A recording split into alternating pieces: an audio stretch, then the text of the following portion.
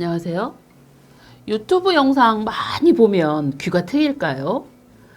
제가 가끔 레벨 테스트를 볼 때 어머니들께서 그런 말씀을 하세요. 우리 아이는 어릴 때부터 진짜 많이 영어 음원을 노출을 했는데 아이가 왜 이것도 못 풀까요? 아이가 왜 기초 파닉스도 모를까요? 대표음가도 모를까요? 이렇게 물어보십니다. 그래서 어떤 영상을 노출하셨습니까? 라고 제가 물어보면 대부분 대화로 된 좀 약간 수준 높은 영상을 노출한 경우가 많이 있었죠. 그래서 아이가 기초가 없는데 수준 높은 영상을 노출하다 보면, 재미있는 만화 영상을 노출하다 보면 아이는 귀는 듣지 않고 눈으로 마치 만화책을 읽는 것처럼 행동만을 보면서 스토리를 파악하게 됩니다. 그럼 그게 습관이 되고 아이가 귀로 듣기보다는 시각적으로 해석하려고 하는 능력이 키워져서 오히려 듣는 게 더 어려워질 수 있습니다. 라고 말씀을 드렸습니다.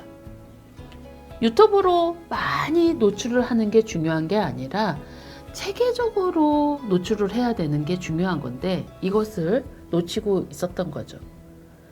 미국 캘리포니아 대학의 존 스미스 박사님은 뭐라고 하셨냐면요. 언어를 학습할 때 가장 중요한 건 소리를 정확하게 인식하고 이를 반복적으로 듣고 연습하는 거라고 말씀하셨습니다. 유튜브 영상을 보는 것만으로 체계적으로 반복 학습은 부족할 수 있다라는 거죠. 뭔가 아이가 대표 음가를 듣고 그리고 거기서 자음과 모음에 연결을 할 수 있는 그 학습을 들어야 되고 거기서 확장해서 뭐 숏바울, 롱바울, 단자음, 단모음, 그리고 장모음 이렇게 체계, 아이가 듣는 체계에 따라서 듣기 쉬운 곡부터 좀 어렵게 듣는 영역으로 올라가면서 해야 되는 거죠.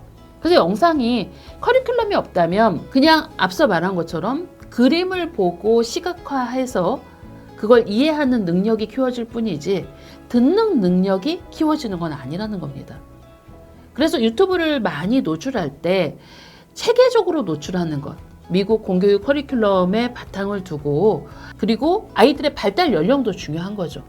이 아이는 아직 뭔가 듣기 영역에서 이 영역이 발달하지 않았는데 그걸 미리 노출한다던가 아니면 뭔가 좋지 않은 영상, 뭐 그냥 영어로 된 영상인 경우도 있고요. 또 요즘에는 어떤 것도 있냐면 미국이 아닌 다른 나라에서 영어로 콘텐츠를 만든 경우도 있어요.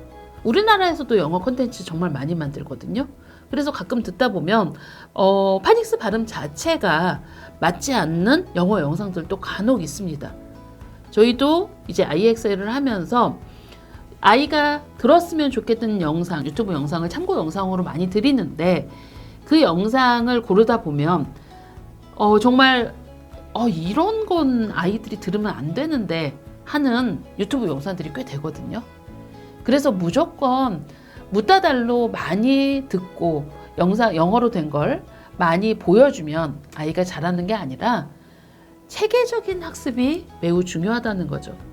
그래서 아이의 수준에 맞는 영상을 보여주고 그리고 아이가 일상에서 쓰는 표현들이 나오는 영상을 보여줘야 됩니다. 자, 우리 아이들이 5살, 6살, 7살 때 가장 많이 쓰는 언어적 표현들이 있어요. 그리고 미국 아이들이 많이 쓰는 언어적 표현이 있죠. 이게 평생을 살아가는 기본 학습 단어들 위주로 되어 있거든요. 그래서 그런 영상이, 그런 단어들이 많이 있는 영상을 보여줘야 되는 겁니다. 그리고 아이가 듣기만 하고 스스로 따라 하지 않으면 그건 도움이 되지 않아요.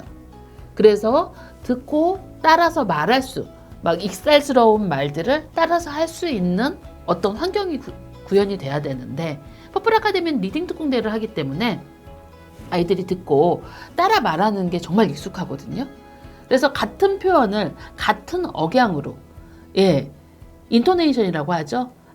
단어를 말하는 것을 똑같은 억양으로 따라서 하면서 아이들이 영어의 말하기가 함께 이루어지는 거죠.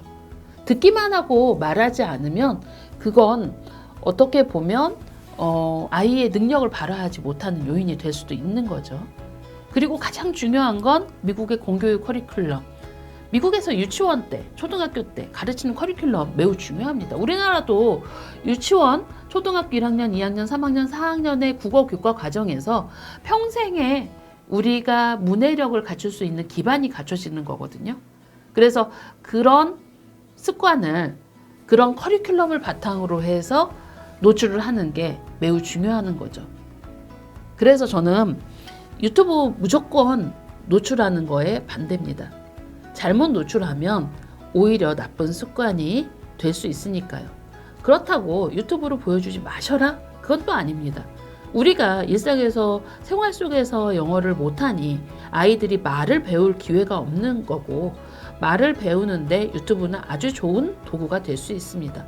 그렇지만 그 도구를 잘 사용하고 현명하게 사용해야 효과적인 영어 학습을 할 수 있는 거죠. 감사합니다.